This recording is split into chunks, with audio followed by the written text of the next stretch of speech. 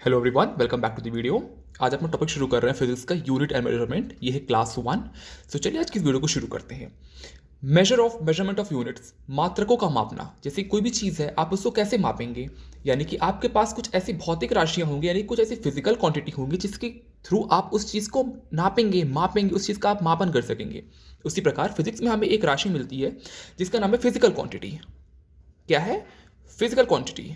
अब अगर मैं फिजिकल क्वांटिटी की बात करूँ तो हिंदी में कहते हैं भौतिक राशि। क्या कहते हैं? भौतिक राशि। एनीथिंग विच इज मेजरेबल, यानी कि कोई भी चीज़ जिसको हम मेजर कर सकते हैं, नाप सकते हैं, माप सकते हैं, वही कहलाती है क्या? Physical quantity. जिसको कि हम नाप सकते हैं, माप सकते हैं, उसको कहते हैं अपन लोग फिजिकल क्वांटिटी। हालांकि फिजिकल क्वांटिटी काफ़ी टाइप्स की होती हैं, लेकिन मुख्यतः कुछ ये 3-4 टाइप की होती है, जैसे कि length, weight, volume. These are some of the major type of physical quantities: length, weight, volume. Anything which is measurable called physical quantity. Okay? अब physical quantity जो होती है वो दो टाइप की होती है। कैसे? दो टाइप की। देखिए, मैं यहाँ पे दो टाइप में इसको डिवाइड कर दूंगा। फर्स्ट ऑफ ऑल अपनी फंडामेंटल क्वांटिटी। क्या होती है? फंडामेंटल, FUNDAMENTAL, फंडामेंटल यानी कि मूलभूत राशि। और एक होती है आपकी डिराइव्ड। डिराइव्ड मतलब कि व्युत्पन्न राशि, यानी कि फंडामेंटल से ही ली हुई राशि वो होती है ये राशि। ये राशि जो सात होती है ना, ये इंडिपेंडेंट है। ये सिर्फ और सिर्फ सात होती हैं। फंडामेंटल राशि जितनी होती है वो सिर्फ 7 इन नंबर होती हैं। और ये जो होती हैं, ये एक्सेप्ट 7, यानी कि इन सात के अलावा जितनी भी राशि ली जाती हैं, मतलब जो अलग से आती है, वो डिराइव्ड राशि होती है। मतलब कि फंडामेंटल राशि ये केवल सात है तथा स्वतंत्र हैं। ये फंडामेंटल राशि केवल सात है और स्वतंत्र है। और ये डिराइव्ड राशि क्या होती है? सात के अलावा कुछ व्युत्पन्न है, यानी कि इनके अलावा कुछ और ली गई राशियां हैं, उनको कहते हैं अपन लोग derived units.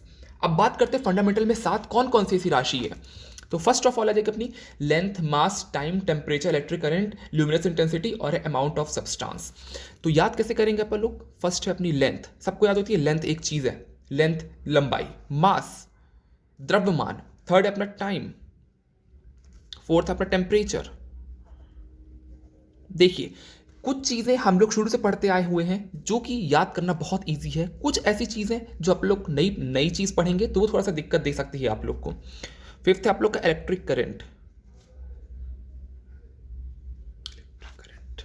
Luminous intensity, NIOUS, luminous intensity. मैं हिंदी में सबके नाम बताऊंगा, टेंशन मत लीजिए। Amount of substance.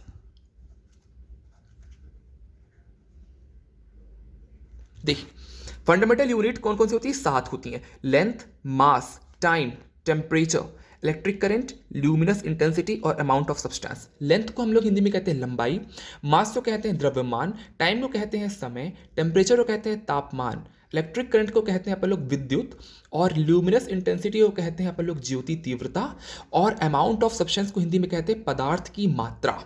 पदार्थ की मात्रा। अब लेंथ क्या होता है? अगर मैं बात करूं लेंथ, तो उसको मापा जाता है मीटर में। लेंथ को किसमें मापा जाता है? मीटर में। अगर मैं मास की बात करूं तो उसको किसमें नापा जाता है? उसको नापा जाता है केजी में, किलोग्राम पे। अगर मैं टाइम की बात करूं तो टाइम को किसमें मापा जाता है? सेकंड में। अगर मैं टेम्परेचर की बात करूं तो किसमें मापा जाता है? केल्विन में, KELVIN। अब सबके शॉर्ट फॉर्म, इसका S होता है, इसका K होता है। इलेक्ट्रिक करंट किसमें मापा जाता है? एम्पियर में। किसमें?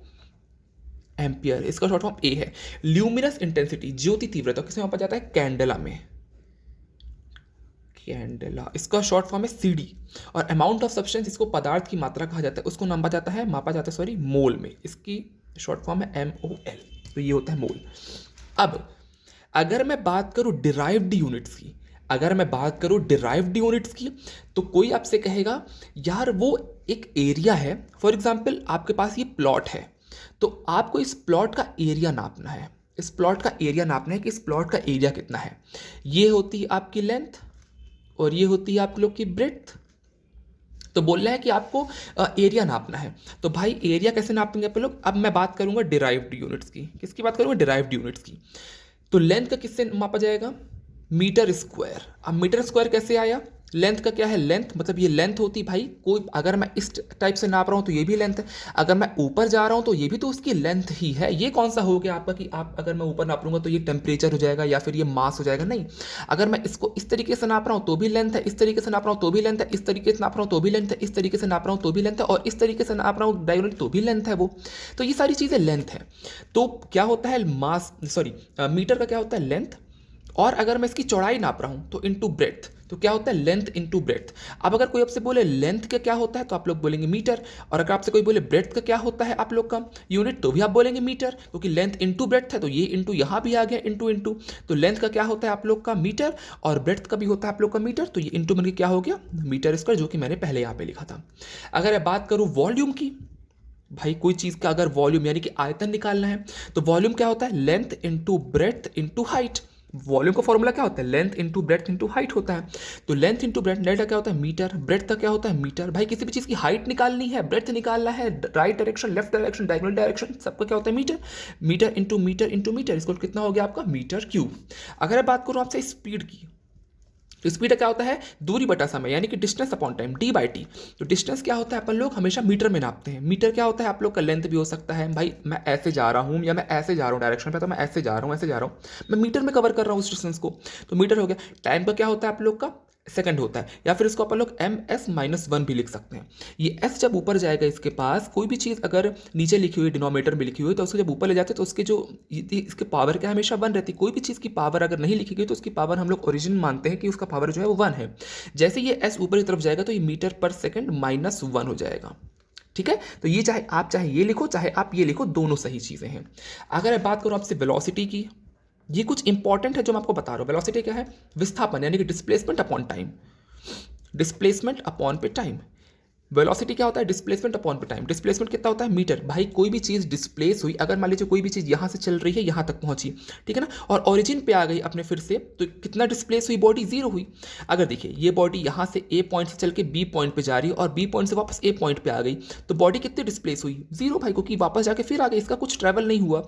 लेकिन ट्रैवल कुछ नहीं हुआ तो भाई ट्रैवल तो वो मीटर पे करेगा, और समय क्या होता है ms, तो इसका भी ms-1, चाहे तो आप इसको ms लिखिए चाहे ms-1 लिख दीजिए, बात तो एक ही है। अगर मैं बात करूँ फोर्स की, फोर्स यानी कि बल की बात करूं तो द्रव्यमान, तो द्रव्यमान गुणे त्वरण, द्रव्यमान गुणे त्वरण हो जाएगा। अब फोर्स का अगर मैं बात करूं कितना हो, कैसे होगा, केजी मीटर पर सेकेंड स्क्वायर। क्या होगा, केजी मीटर पर सेकेंड स्क्वायर। देखिए फोर्स का, देखिए द्रव्यमान का क्या होता है केजी, और एक्सेलरेशन का होता है मीटर पर सेकेंड। एक्सेलरेशन अगर बात करूं आपसे, एक्सेलरेशन की यानी कि त्वरण की आपसे मैं बात करूं तो उसका क्या होता है आपका ये फॉर्मूला, मीटर पर सेकेंड स्क्वायर। कैसे होगा एक्सेलरेशन का आपका मीटर पर सेकेंड स्क्वायर, वो देखिए एक्सेलरेशन क्या कहलाएगा आपका, वेग यानी कि चेंज इन वेलोसिटी। अगर मैं एक्सेलरेशन की बात करूं तो क्या होता है, चेंज इन वेलोसिटी, यानी कि वेग में परिवर्तन बटे में समय, यानी कि टाइम। तो चेंज इन वेलोसिटी कैसे हुआ भाई, चेंज इन वेलोसिटी मीटर, और टाइम क्या है आप लोग का सेकंड में है। और अगर मैं बात करूं वेग में परिवर्तन यानी कि एक्सेलरेशन अपॉन पे टाइम, तो एक्सेलरेशन भाई मीटर पर सेकंड पे हुआ, और अगर मैं बात करूं सेकंड की तो ये हुआ सेकंड पे। अब देखिए क्या होता है, वेलोसिटी का क्या होता है, ये देखिए ये वेलोसिटी जो है ये अपन लोगों ने यहाँ पे पढ़ा है पहले, m अपॉन में s। तो ये m अपॉन में s, तो इसका फॉर्मूला आ गया जो यहाँ से डिराइव्ड है, क्योंकि वेलोसिटी क्या होता है, चेंज इन वेलोसिटी, यानी कि अगर वेलोसिटी में कोई चेंज आ रहा है यानी कि वेग में परिवर्तन आ रहा है तो मीटर पर सेकंड, और समय का क्या होता है सेकंड। तो अगर मैं इसको पूरा लिखूं तो ms-2, यही चीज़ यहाँ पे लिखी, या फिर अगर मैं इसको लिख दूँ m बटे एस स्क्वायर, m अपॉन में एस स्क्वायर, m अपॉन में एस स्क्वायर। एक्सेलरेशन ये हो गया आप लोग का, एक्सेलरेशन ये हो गया आपका। फोर्स किसमें मापते हैं अपन लोग, केजी में, किलोग्राम पे, तो यही हो गया आप लोग केजी मीटर पर सेकंड स्क्वायर, ये होता है आप लोग एक्सेलरेशन का। ठीक है, बस इतनी चीज़ हमें याद रखनी थी इसमें। अब नेक्स्ट बात करेंगे अपन लोग डायमेंशनल फार्मूला की, यानी कि physical quantity, dimensional formula of physical quantity, यानी कि भौतिक राशियों का विमीय सूत्र की बात करेंगे अपन लोग। यानी कि कैसे बताऊं आप लोग को, यस सुनिए, पहले मैं हेडिंग डाल दूं, डायमेंशनल फार्मूला ऑफ फिजिकल। कभी कभी क्या होता है जब मेरे को टॉपिक याद रहते हैं लेकिन थोड़ा सा एक्सप्लेन करने में सोचता हूँ कि यार मैं ऐसे एक्सप्लेन करूँ कि अगले को पूरा याद हो जाए प्रॉपर। इसको मैं ऐसे बता सकता हूँ आपको, कोई भी फिजिकल क्वांटिटी जो हम रिप्रेजेंट करते हैं किसी पावर पे, जैसे कि पावर होती है मास लेंथ टाइम, MLT, तो इसको कहते हैं डायमेंशनल फॉर्मूला। क्या कहते हैं? Dimensional formula. हिंदी में बात करूं, जब हम किसी भी भौतिक राशि को, कोई भौतिक राशि यानी कि फिजिकल क्वांटिटी, भौतिक राशि को जब हम MLT की घात में मतलब दर्शाते हैं तो वो विमीय सूत्र कहलाता है। अभी आप लोग लगेंगे भाई तू क्या बोल रहा है, समझ में नहीं आ रहा है। अब देखिए आप लोग को समझाता हूँ कि मैं क्या बता रहा हूँ। अगर मैं एक टेबल बना दूँ इस प्रकार से, इसमें लिख दूँ डायमेंशनल फॉर्मूला और यहाँ पे लिख दूँ डिराइव्ड क्वांटिटी। डिराइव्ड क्वांटिटी ये होगा डिराइव्ड क्वांटिटी, ये होगा आपका डायमेंशनल फॉर्मूला, ठीक है। अब मैं बात करूँ लेंथ। भाई लेंथ हम किस में ट्रैवल कर रहे हैं? L, लेंथ का L हो गया। अगर मैं वही बात करूं इसके एरिया, क्योंकि ये चीज जो है ये इसी से ली गई है, यानी अगर लेंथ ही नहीं होगा तो भाई length into breadth into height क्या करोगे? मीटर कैसे निकालोगे जब लेंथ ही नहीं है उसमें कोई लेंथ ही नहीं है, कोई नाप ही नहीं, तो मीटर कैसे आएगा? तो जीरो हो जाएगा। वही चीज मैं आपको बता रहा हूँ, ये चीज जो होती है इससे डिराइव्ड है, ये चीज डिराइव कर रही है, तभी आएगा जब ये होगा। ये अगर ये नहीं होगा तो ये भी नहीं होगा। तो एरिया कैसे होगा? लेंथ इंटू ब्रेथ, ठीक है, तो क्या हो लेंथ इंटू ब्रेथ।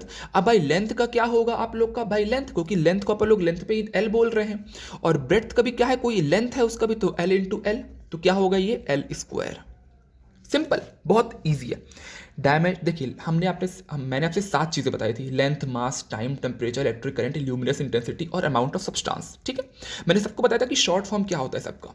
अब लेंथ का शॉर्ट फॉर्म होता है L। अगर मैं बात करूँ अब एरिया की, तो एरिया कैसे होगा? Length into breadth. एरिया क्या होता है किसी भी चीज़ का? Area length into breadth. हम लेंथ को कैसे डिनोट करते हैं? ये L से, ये L आ गया। ब्रेथ क्या है? ब्रेथ भी तो एक प्रकार की लेंथ है भाई, चाहे आप ऐसे नापो चाहे आप ऐसे नापो, ब्रेथ भी तो एक प्रकार की लेंथ है, तो ये लेंथ हो गया। अब L इंटू L क्या होता है? L square. एक और लेता हूं तो आपको समझ में आएगा। अगर मैं बात करूं आपसे मास की, मास किस में नापते हैं? M में नापते हैं। टाइम किस में नापते हैं? मैंने पीछे लिखा हुआ है, टाइम को T में नापते हैं, ठीक है ना। ये टाइम का T है, सेकंड का S होता है, लेकिन टाइम को T से बोल देंगे। अगर मैं बात करूँ टेम्परेचर की, तो ये क्या होता है? की। अगर बात करूँ इलेक्ट्रिक करंट की, पहले मैं लिख दूँ तो मेरे को लगा सबसे इजी समझ में आएगा, A हो गया, ठीक है। और अपन ल्यूमिनस इंटेंसिटी, ल्यूमिनस इंटेंसिटी को क्या नापते हैं? C से। और अमाउंट ऑफ सब्सटेंस बचा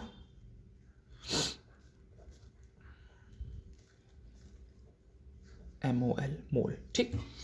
अब देखिए, अब मैं आपसे बात करूं अगर वॉल्यूम निकालना है अपन को, क्या निकालना है? वॉल्यूम। तो वॉल्यूम कैसे निकालेंगे? वॉल्यूम का फॉर्मूला क्या होता है? Length into breadth into height. अब लेंथ क्या है? ये भी L है। ब्रेथ क्या है? ये भी L है। हाइट क्या है? ये भी L है। तो क्या हो गया आप लोग का? L cube. क्या बन गया आपका? L cube. लेकिन अब इसमें बात आती है MLT की, जो मैंने यहाँ पे लिखा MLT, मास लेंथ टाइम। क्या लिखा मैंने? मास लेंथ टाइम। अब देखिए, कोई भी चीज़ में जब हम कोई भी चीज़ का अपन लोग वॉल्यूम निकालते हैं, कोई भी चीज़ का अपन लोग वॉल्यूम निकालते हैं, तो क्या उसमें मास होता है? आप बोलेंगे नहीं भाई, मास क्या करना है? भाई मेरे पास ये पावर बैंक है, सॉरी ईयरपॉड्स है। भाई मैं आपसे बोलूँगा भाई मेरे को लेंथ इसकी बताओ कितनी है, तो भाई मैं इसकी लेंथ नापूंगा ना भाई, मैं इसका एरिया नापूंगा। तो मैं एरिया नाप रहा हूँ तो मुझे इसके वेट से क्या मतलब, मुझे इसके मास से क्या मतलब है कि इसका मास कितना है। मेरे को अगर एरिया निकालना, सिंपल मैं करूँगा, इसका लेंथ निकालूंगा, ब्रेड्थ निकालूंगा और हाइट निकालूंगा इसकी। सिंपल चीज़ यहाँ पे है। तो अगर मैं बात करूँ इसके मास की, तो मास तो जीरो हो गया। मास क्या हो गया? जीरो हो गया। अगर मैं बात करूँ इसके लेंथ की, तो इसका वॉल्यूम कितना है? L क्यूब आ गया। तो L क्यूब आ गया। टाइम क्या है? तो पति तो जीरो है, कोई टाइम तो कुछ है ही नहीं। तो ये हो गया आपका वॉल्यूम। अगर मैं एक और चीज़ आपसे बात करूँ, जैसे कि आपसे मैं स्पीड के बारे में ले ली, चलिए स्पीड का ले लेते हैं अपन, ठीक है ना। क्या होता है? D/T, डिस्टेंस अपॉन में टाइम। डिस्टेंस किस में नापते हैं अपन लोग? लेंथ में नापते हैं। टाइम किस में नापते हैं अपन लोग? टाइम का T होता है, सिंपल।